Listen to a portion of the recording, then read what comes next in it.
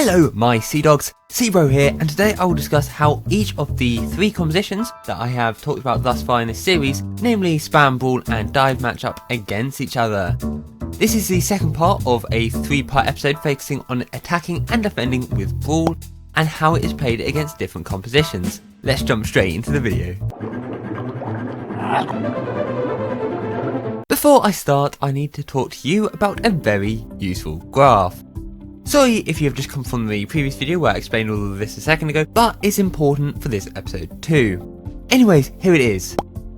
Basically, each of the 3 compositions has a peak time period where it's at its strongest. Dive is really weak, but when they jump in, when they burst all of their cooldowns, they are incredibly strong for a short period of time, and that's this massive peak in the middle. Brawl starts off really strong, but as they start to use their cooldowns and their resources start getting depleted, they start to struggle. And Spam is just consistent, they could fight all day if they wanted to. Keep this graph in mind because it's ultra important when talking about any non-mirror matchups. Anyways, without further ado, let's look at our first matchup, Brawl versus Brawl. This matchup is fairly simple because both teams will have similar strengths and weaknesses. Mirror matchups are always easier to analyse because both teams will be playing in a very similar way. You just press W forehead. If you watched my previous video on Spam compositions matchup, you will have heard me talk about lanes a lot and controlling these lanes.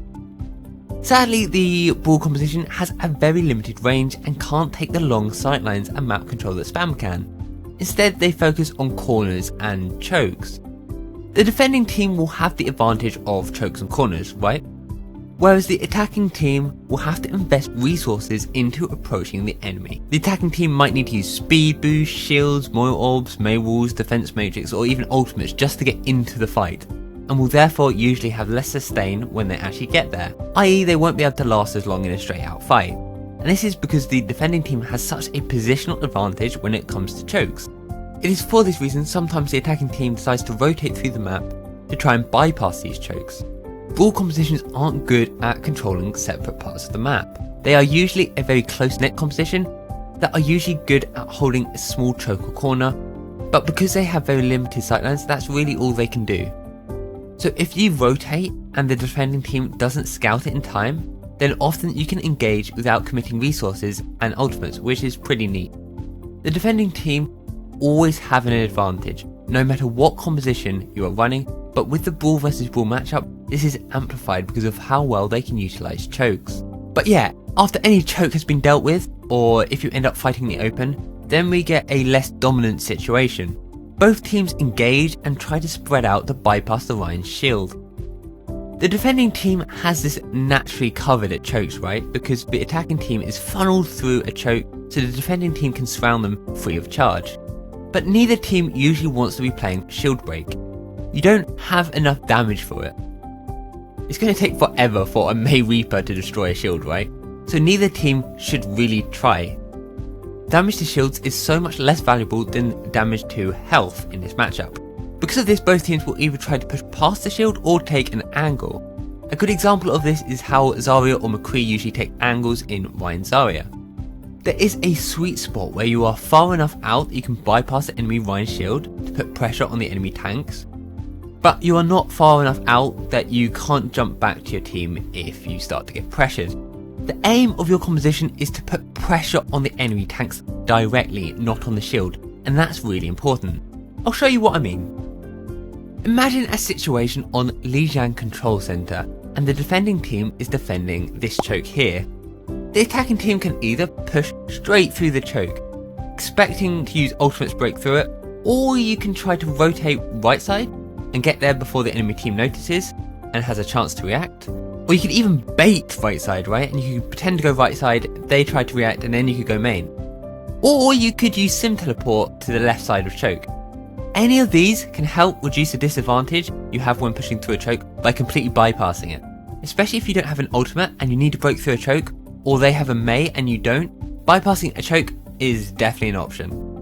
Now imagine it's the first fight of the game. You both run into this room here. Both teams are running a Reinhardt, Zarya, McCree, Reaper, Baptiste, Lucio. They both run forward, take some damage and are forced to shield. Now imagine the red team shoots the blue team's Reinhardt shield.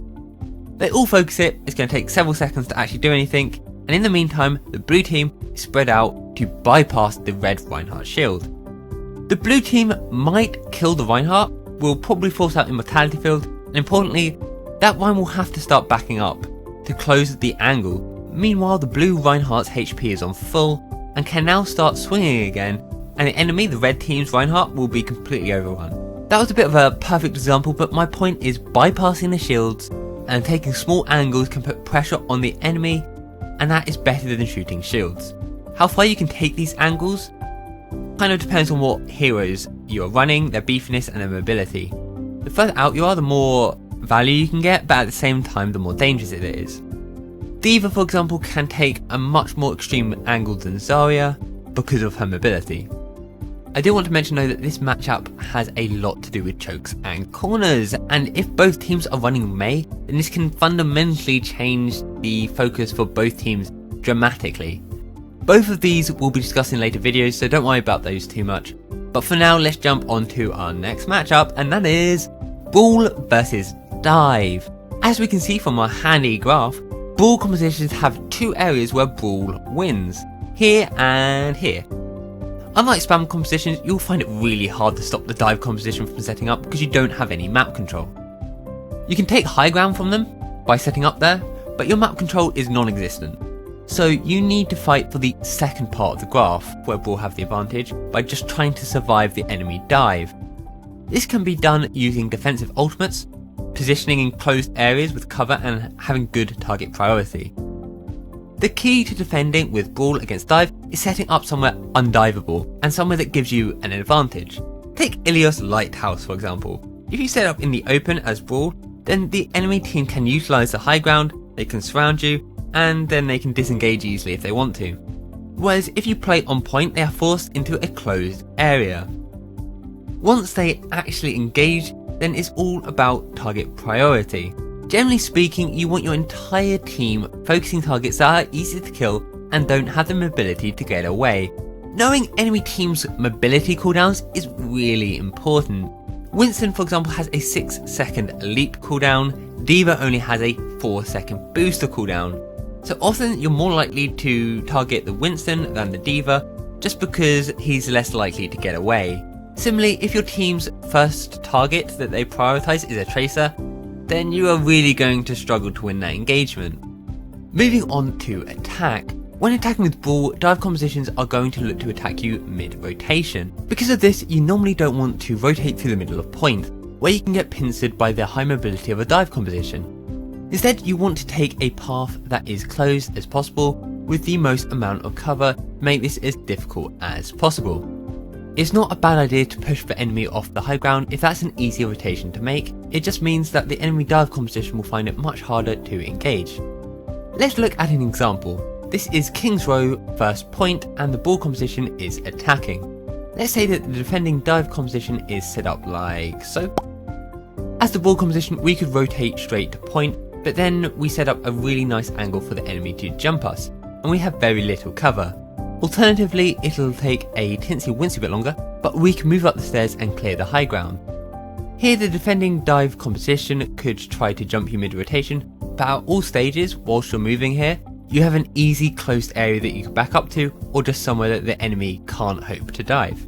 I hope that makes sense, but now let's look at Brawl versus Spam. Brawl versus Spam. This is all about Brawl trying to close the distance whilst the spam composition tries to maintain the distance.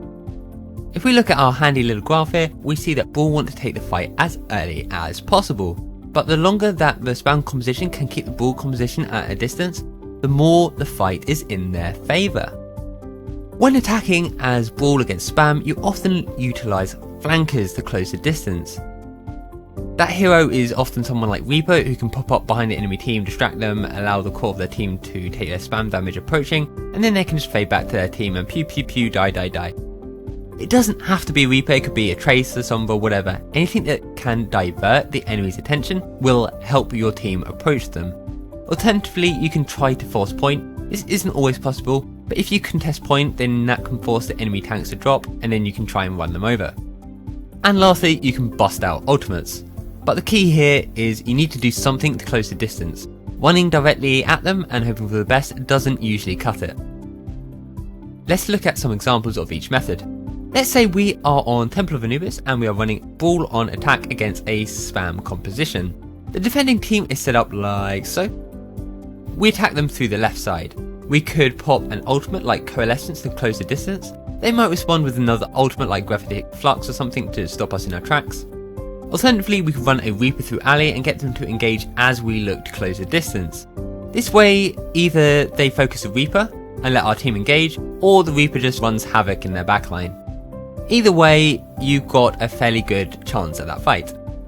Now let's look at Hanamura. Let's say a spam composition is set up like so. As an attacking Brawl composition, we could just teleport straight to point and then force the enemy spam composition to become the attacking team. This is a fairly common example, but anytime that the spam composition is set up in a position that doesn't defend point, and the pathway to point and point itself is fairly close, forcing point is pretty viable. Now let's look at defending with Brawl against spam. When defending with Brawl, you want to stop the enemy from taking the high ground, so often you'll set up some sort of high ground presence. It's very important that you rotate to try and force the fight at chokes or in closed areas. Like I said, Brawl is very weak to spam compositions when it can take the distance. For this reason, scouting the enemy team's position and their pathing is really important. You shouldn't allow them to out-rotate you and bypass a choke, especially if you have a Lucio and they don't. Just remember that the easiest way to close the distance as a defending Brawl composition is to just be where the attacking spam composition want to be. Then that way they will have to push it into you. Let's look at an example. This is King's Row again. Let's say the spam composition are attacking point A and we are set up as a Brawl composition on the low ground. They might rotate to claim the high ground, but we can either start with a presence on the high ground anyways to deny this for the enemy, or we can watch them do this and then move accordingly. Similarly, on Busan Mecha Base, you'll often defend this choke here as Brawl, but it's important that you try to scout out what the enemy is doing, because your team need to be ready to rotate to defend the other choke if necessary. So you'll often have someone on your team scouting bottom just in case. Okay, so that is all three matchups. Let's summarise. Brawl versus Brawl is all about defending and attacking chokes, when you're playing at chokes at least. But when playing in the open, it's all about opening up your team to pressure the enemy main tank. Brawl versus Dive is all about denying the high ground and protecting yourself with closed areas where possible.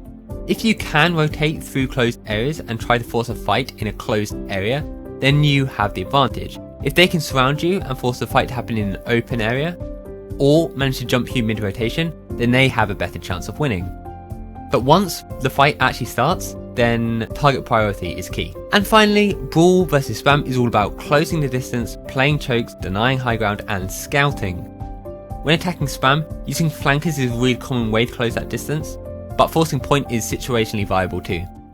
Anyways, that is it for this video. The next part will focus on dive composition matchups, so look forward to that. Have a great day. I'll see you lovely people next time. Bye!